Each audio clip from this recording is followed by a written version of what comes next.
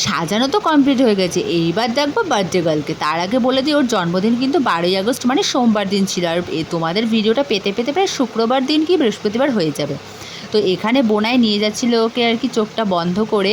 ও কিন্তু ভাবতেই পারেনি যে এইভাবে ওকে সারপ্রাইজ দেবো, মানে এইভাবে আর কি গুছিয়ে। ও কিন্তু ভীষণ খুশি হয়েছিল, ওর কিন্তু ভীষণই ভালোও লেগেছিল যে এইটুখানি টাইমের মধ্যে তোরা এত গুছিয়ে কীভাবে দিলি। ও কিন্তু বসে গেল এখানে কেক কাটবে, তবে ছোটো করেই বার্থডেটা হলো, কিন্তু খুবই মজা হয়েছে আর আমরা কিন্তু ভীষণ মজা করেছি। আর এখানে সবাই ওকে আশীর্বাদ করছিল পায়েস খাবে, আর আমার বোন জানো তো একদমই পায়েস খায় না, তবে বার্থডের জন্য একটুখানি পায়েস ওকে খেতেই হলো।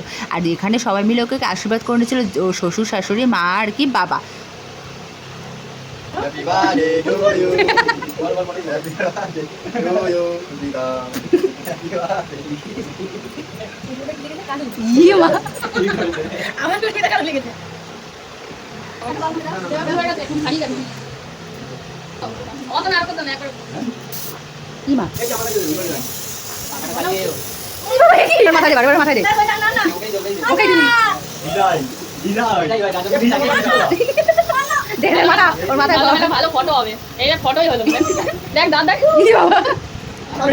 দেখো এইবার এরা যুদ্ধ করতে লেগে গেছে, সব তো হলো, এবার এরা যুদ্ধ করবে। এবার দেখো ভাই একদম ওদের দুজনকেই মাখাবে, আর ভাইকে আবার ধরেছে ওরা দুজন, আর ঠেলতে ঠেলতে বাইরে নিয়েছিল, বলছে বাইরে ঠেলে নিয়ে। এত মজা হয়েছিল না কি বলবো।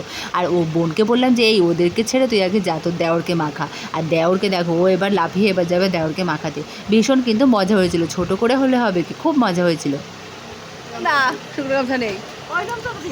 তারপরে সবাই খেতে চলে গেছিলাম, রাত অনেকটাই হয়ে গেছিলো। আর মেনুতে ছিল ফ্রাইড রাইস, আলুর দম আর মাংস কষা। আলুর দম যেহেতু বোনের জন্য, বোন যেহেতু মাংস খায় না তাই।